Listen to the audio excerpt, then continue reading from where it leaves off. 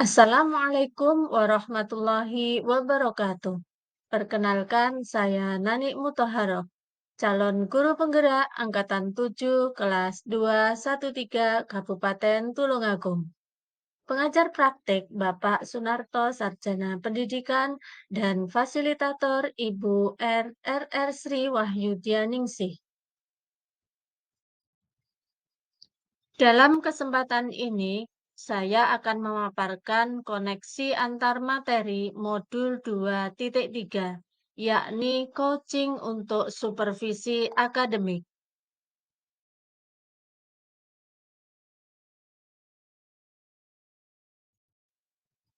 Coaching adalah bentuk kemitraan bersama klien atau coachee untuk memaksimalkan potensi pribadi dan profesional yang dimilikinya melalui proses yang menstimulasi dan mengeksplorasi pemikiran dan proses kreatif.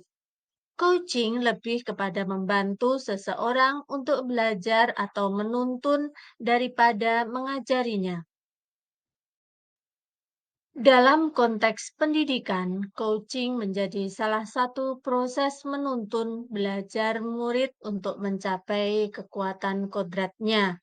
Sebagai seorang pamong, guru dapat memberikan tuntunan dan memberdayakan potensi yang ada agar murid tidak kehilangan arah dan menemukan kekuatan dirinya tanpa membahayakan dirinya.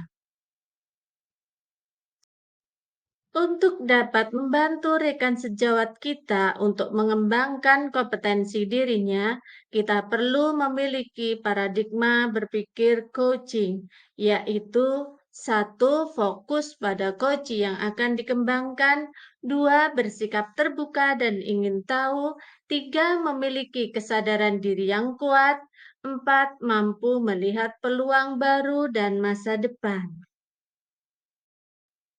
Dalam berinteraksi dengan rekan sejawat atau siapapun, kita dapat menggunakan prinsip coaching dalam rangka memberdayakan orang yang sedang kita ajak berinteraksi. Prinsip coaching yaitu satu, kemitraan. Dalam coaching, posisi coach terhadap coachee adalah mitra, berarti setara. Tidak ada yang lebih tinggi maupun lebih rendah. Dua, proses kreatif. Proses kreatif ini dilakukan melalui percakapan yang dua arah, memicu proses berpikir coachee, memetakan dan menggali situasi coachee untuk menghasilkan ide-ide baru. Tiga, memaksimalkan potensi. Untuk memaksimalkan potensi dan memberdayakan rekan sejawat, percakapan perlu diakhiri dengan suatu rencana tindak lanjut yang diputuskan oleh rekan yang dikembangkan. Kompetensi inti coaching. Satu, kehadiran penuh, yaitu kemampuan untuk bisa hadir utuh bagi coachee, sehingga badan, pikiran, hati selaras saat sedang melakukan percakapan coaching. Dua, mendengarkan aktif. Seorang coach yang baik akan mendengarkan lebih banyak dan lebih sedikit berbicara. Fokus dan pusat komunikasi ada pada diri coachee, yakni mitra bicara. Tiga, mengajukan pertanyaan berbobot. Pertanyaan yang diajukan dapat menggugah orang untuk berpikir, menstimulasi pemikiran coachee, memunculkan ide-ide baru, dan mengungkapkan emosi. Sebagai seorang coach, salah satu peran terpentingnya adalah membantu coachee menyadari potensi yang dimiliki untuk mengembangkan kompetensi dirinya dan menjadi mandiri melalui pendampingan yang mengedepankan semangat memberdayakan. Melalui alur percakapan coaching Tirta, kita diharapkan dapat melakukan pendampingan baik kepada rekan sejawat. Alur percakapan Tirta meliputi T, I, R, dan T. T, tujuan, menyepakati topik pembicaraan dan hasil pembicaraan. Identifikasi, menggali dan memetakan situasi saat ini, menghubungkan fakta-fakta yang ada.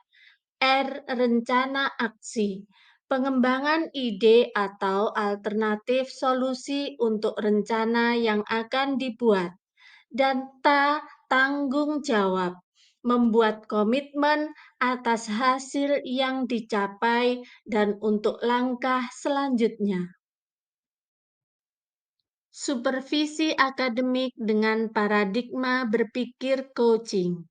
Supervisi akademik perlu dimaknai secara positif sebagai kegiatan berkelanjutan yang meningkatkan kompetensi guru sebagai pemimpin pembelajaran dalam mencapai tujuan pembelajaran yang berpihak pada anak. Beberapa prinsip supervisi akademik dengan paradigma berpikir coaching meliputi kemitraan, konstruktif, terencana, reflektif, objektif, berkesinambungan, dan komprehensif.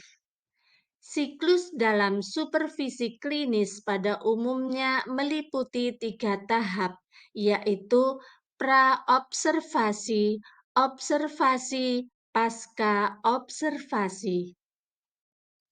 Setelah mempelajari modul coaching untuk supervisi akademik ini, alhamdulillah saya merasa mendapatkan ilmu yang sangat berharga dan termotivasi untuk menerapkan prinsip coaching dalam membantu rekan sejawat untuk menemukan solusi atas masalah yang dihadapi. Saya yakin bahwa dengan menerapkan paradigma berpikir coaching dan prinsip-prinsip coaching dalam penyelesaian masalah, rekan sejawat akan lebih terbuka dan tidak merasa malu ketika menceritakan masalahnya kepada kita. Yang sudah baik dan yang perlu diperbaiki dalam diri saya adalah mendapatkan pemahaman materi coaching dan sudah mempraktikkan. Banyak hal yang perlu saya perbaiki, di antaranya posisi coach dan di mana saya harus banyak belajar dalam menerapkan posisi tersebut agar sebagai coach bisa memunculkan ide-ide baru untuk pemecahan masalah coaching.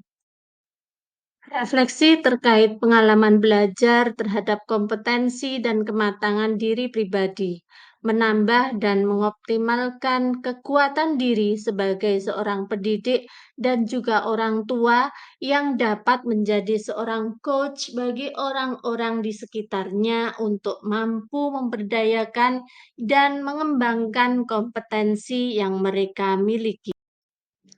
Analisis terkait materi modul 2.3.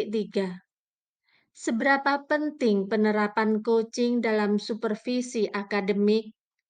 Dengan penerapan paradigma berpikir coaching dalam supervisi akademik, maka akan terwujud proses pengembangan kompetensi yang berkelanjutan dan optimalisasi potensi setiap individu, sehingga supervisi akademik tidak lagi identik dengan penilaian, tetapi akan menjadi sebuah proses yang memberdayakan. Wawasan baru, coaching sebagai proses membangun kemitraan dan menghilangkan kesenjangan. Artinya, dalam proses coaching untuk supervisi akademik, kita tidak memandang kesenjangan jabatan, tetapi sebuah kolaborasi antara supervisor dan guru, sehingga dapat menggali potensi, bukan menilai. Pada akhirnya terwujud supervisi akademik yang memberdayakan. Tantangan. Supervisi akademik selama ini dipandang sebagai sebuah proses penilaian satu arah oleh atasan kepada bawahan. Tantangannya adalah merubah mindset tersebut bahwa supervisi akademik adalah proses kolaborasi yang memberdayakan. Alternatif solusi terhadap tantangan. Menerapkan proses coaching yang baik dalam supervisi akademik. Seorang coach lebih berperan menjadi pendengar aktif dan memberikan pertanyaan yang dapat menggali potensi kekuatan seorang coachee. Pada akhirnya, didapat kesepakatan komitmen atau tanggung jawab dari coachee untuk menyelesaikan segala tantangan dan masalahnya. Keterkaitan coaching dengan pembelajaran berdiferensiasi. Pembelajaran berdiferensiasi adalah pembelajaran yang mengakomodir kebutuhan murid. Guru memfasilitasi murid sesuai kebutuhannya karena setiap murid mempunyai karakteristik yang berbeda-beda.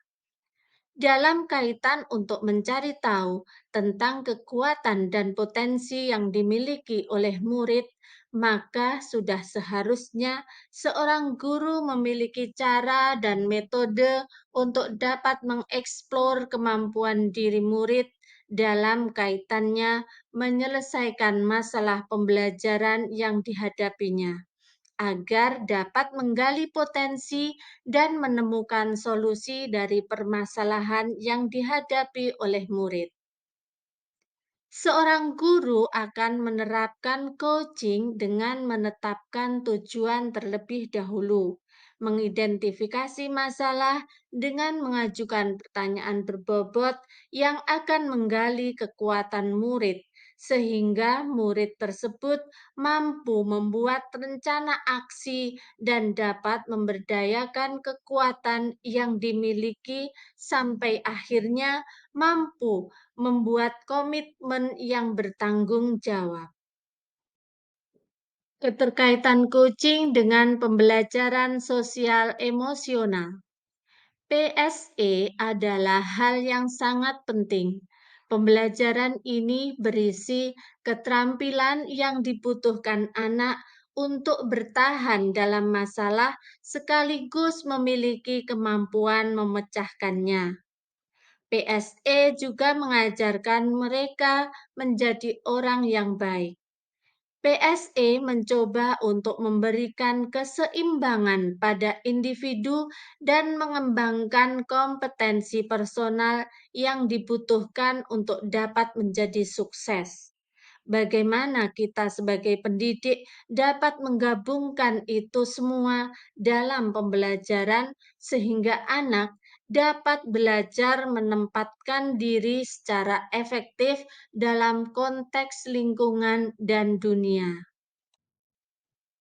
Peran guru sebagai coach pada pembelajaran sosial emosional adalah sebagai relasi yang setara bagi murid, yang dapat memberdayakan kemampuan murid lewat pertanyaan-pertanyaan terbuka yang diajukan untuk menggali kekuatan diri yang dimiliki oleh murid untuk bisa menemukan sendiri tindakan yang harus dilakukan agar masalah yang dihadapi dapat diselesaikan menurut cara yang ditemukannya sendiri.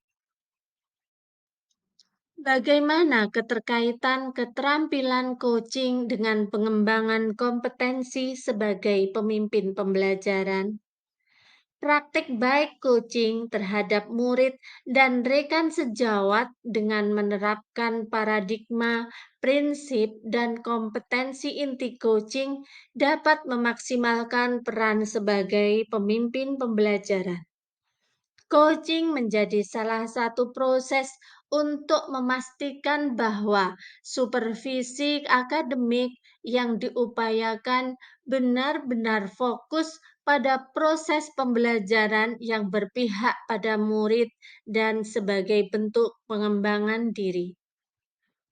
Rangkaian supervisi akademik merupakan suatu usaha yang mendorong perbaikan dan pengembangan yang memberdayakan, sehingga menjadi kunci pembuka pengembangan potensi diri dalam kinerja.